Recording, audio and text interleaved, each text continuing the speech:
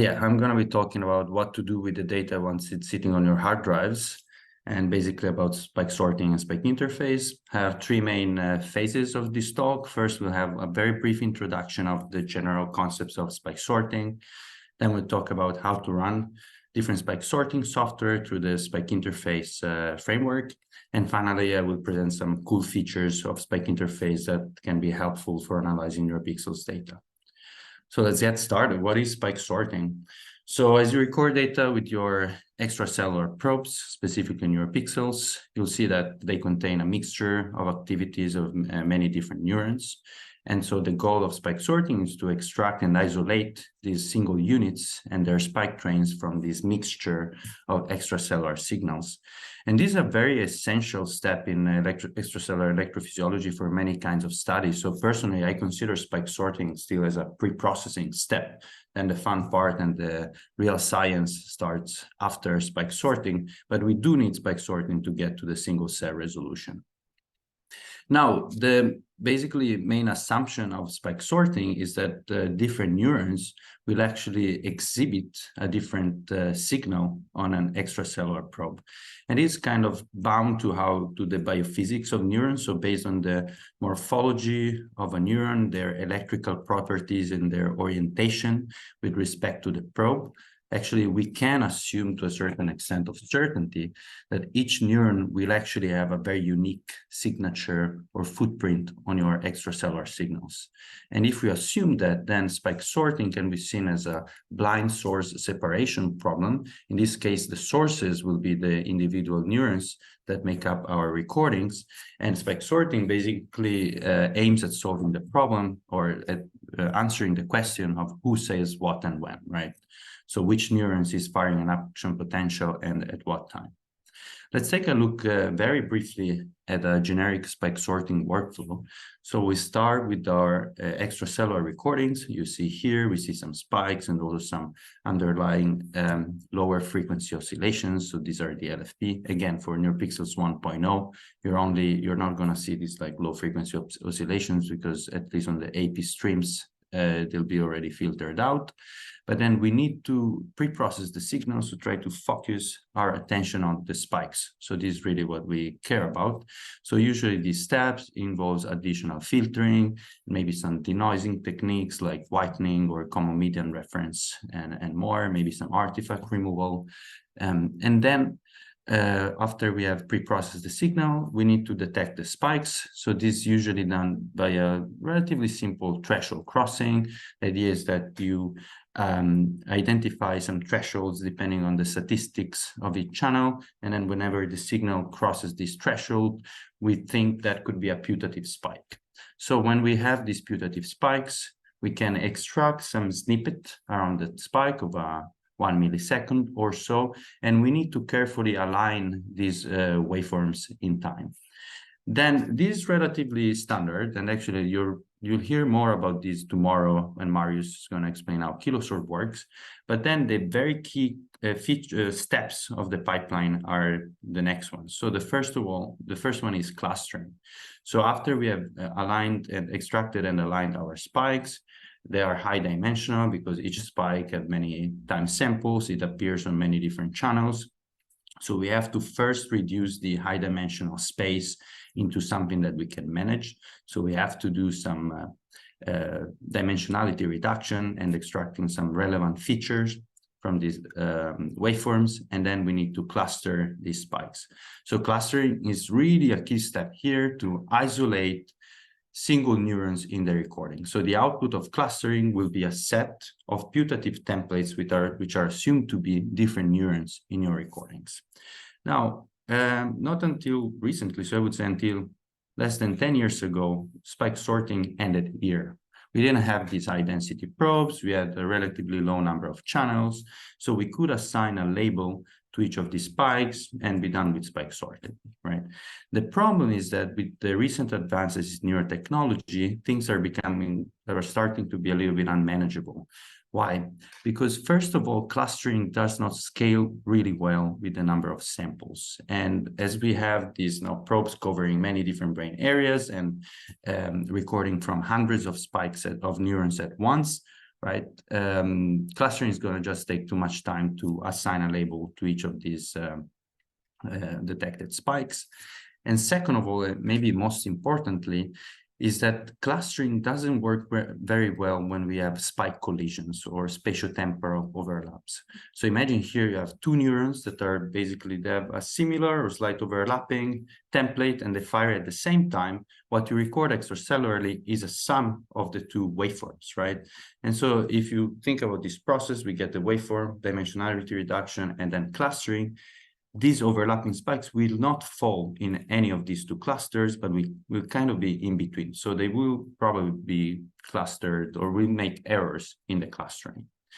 So template matching is actually an extra step that aims to basically come to the rescue and recover these, or at least solve these issues. And the idea of template matching is that basically we can go back to the raw traces and try to recover the individual spikes, knowing the templates that were extracted from the clustering. So basically, in details, what template matching tries to do is to basically reconstruct the extracellular signals as a linear sum of templates firing at different times. So you can see it here, this is the signal. These W would be the templates that were found. J is different neurons or units. And these templates fire at different times TI, different for different neurons. And we can also scale these templates for each spike. And of course, then we have a noise term. So importantly, these partially solve the overlapping spikes because now we can fit the same waveform with two different templates. And then it prevents from clustering all spikes because we can subsample the number of peaks that we detected, do the clustering on those, and then use the extracted templates and run it through the entire recording to get all our spikes out. There are different ways to approach this, but just to show you an example, this would be an iterative subtraction template matching. So the idea is that when you detect a peak, you will try to assign it to, let's say, the closest template that you have found during your clustering. And then once you have a match, you can subtract the template from the signal, maybe after some scaling. And then you continue with your template matching, but trying to uncover underlying spikes in the signal until you are left with some noise residual and you can't fit any other templates to your signal. So this was really very generally how spike sorting works. Again, you'll hear more tomorrow. But now I want to focus on how to actually run these spike sorters. And I will tell you a bit more about the SpikeInterface project. So when I started acquiring data during my PhD, we had to choose a spike sorter and try to set up a pipeline for data analysis. And finally, we faced this issue. So there were many different tools out there. Now, maybe the situation is a bit better. Some of these tools are not maintained anymore. As a community, we're probably starting to use more of some tools than others, but still my first reaction was being a little bit lost. And maybe some of you have felt the same at some point. And so this was actually the motivation that basically pushed us to start this project. So the SpikeInterface project started in 2018, and it's a Python framework. And the main idea is actually that you can run seamlessly with little effort, many different spike sorters on the same data set. In addition to this, we also have a lot of functionalities that basically are not spike sorting per se, but are needed throughout this spike sorting pipeline. So we have pre-processing and post-processing functionalities. You can extract quality metrics and you can do automatic curation. We can compare the output of different spike sorters with and without ground truth information. We can visualize the data across the pipeline in many different ways. And importantly, we try to basically keep reproducibility in mind. So we can also look at the provenance of our objects. So we know exactly where a spike sorting output came from, with what parameters were used, and so on. So basically, the goal, and I think we're getting there, is trying to make things easy for the end user. So when I started, we had to choose a spike sorter. Then we had our raw data files. We were using OpenIFIS. So we had to write some custom code to interface our data format to a certain spike sorter. We were getting an output from that spike sorter, and then we would base all our downstream analysis to that specific output. So if we wanted to use a new spike sorter, basically we would have needed to start from scratch. So the idea with SpikeInterface is to standardize or to abstract away the way that we deal with recording and sorting objects. So now we have an API, so a data interface, which works exactly the same regardless of the data format. So now we support over 25 raw data file formats and also the sorted outputs, and we can support more than 20 formats. Since we have standardized this interface, now we can relatively easily wrap many different Spike sorters within the same API, and now we can run more than 15 Spike sorters, also considering different versions of many of these tools. And in addition to these, we are also developing a set of standardized, tested, and community-developed tools for pre-processing, post-processing, quality metrics, computation, curation, and visualization. So how does it look concretely? Let's try to make an example. So let's say you have your NeurPixels recording, you record it with OpenIFIS or SpikeGLX, it doesn't matter. Then we need to read our recording, apply a phase shift. Julie mentioned this earlier. I have also a slide later about this. We might want to add an extra high-pass filter to remove some common noise with common median reference. Then we want to run kilosort 2.5, extract waveforms, compute quality metrics, and export to Phi. And Phi, I guess Julie will talk about this in the next talk. So this 8-step pipeline, thanks to the high-level API that we designed, literally translates to 8 lines of code. So you can read OpenIFIS or SpikeGLX, pointing to the acquisition folder, apply phase shift, high-pass filter, and so on and so forth, running kilosort, extracting waveforms, compute quality metrics, and export to Phi. Now, this doesn't solve an issue, is that we have many different tools. They may come with different technologies. Some of them are MATLAB-based, Python-based, C, C++, whatever. How do I install all these different tools? It's time-consuming and error-prone. There might be some incompatibilities and dependency issues. So recently, in the last couple of years, we've been tackling this problem by developing container images for all these different Spike sorters. So containers are basically pieces of software that incorporates both the package and all of its dependencies and can run in a standalone and independent environment than your host machine. An example of these container systems are Docker and Singularity, which is now called Aptainer. So again, we develop container images for all the available Spike sorters in SpikeInterface, and you can find them publicly here on Docker Hub. And importantly, for the sorters that are based on MATLAB, like kilosorts and Ironclast, you can actually run them without MATLAB. So we compile the MATLAB code, make it an executable, so you don't need to have MATLAB installed or a MATLAB license to run them. And how to run Spike sorter in a container is very simple. It's exactly the same API. You say run sorter, I want to run kilosort 2.5, and you just set Docker image equal true. So this simple option internally and under the hood, what it will do, it will basically pull the container from the hub if you don't have it locally. Otherwise, it will just start the container, map all the required folders and volumes between your host machine and the container, run the sorter inside the container, and return the result. And shout out to the Simons Foundation and Catalyst Neuro that have been funding and developing these Docker images for all the sorters. So in the last 5 minutes of my talk, I will actually focus on some things that I think are cool features of SpikeInterface, especially for NeurPixels probes, but not only. So let's start with this. I mean, I saw from Matteo's introduction that some of you are approaching NeurPixels and preparing the experiments, and you will soon notice that they generate a ton of data, right? So NeurPixels 1.0 generate over 80 gigabytes per hour. NeurPixels 2.0 is similar. NeurPixels Next is coming, and it will be much more. And actually for in vitro system, which don't have so much constraints in terms of size and power consumption, there are some available prototypes that generate over 1 terabyte of data per hour. So this starts to become an issue. How do we store this data effectively? Especially if you think about using cloud resources for computing and storage, having good compression basically means saving money for other parts of research that are more important than data storage. So we basically worked on this project and we developed in SpikeInterface a ZAR-based compression framework.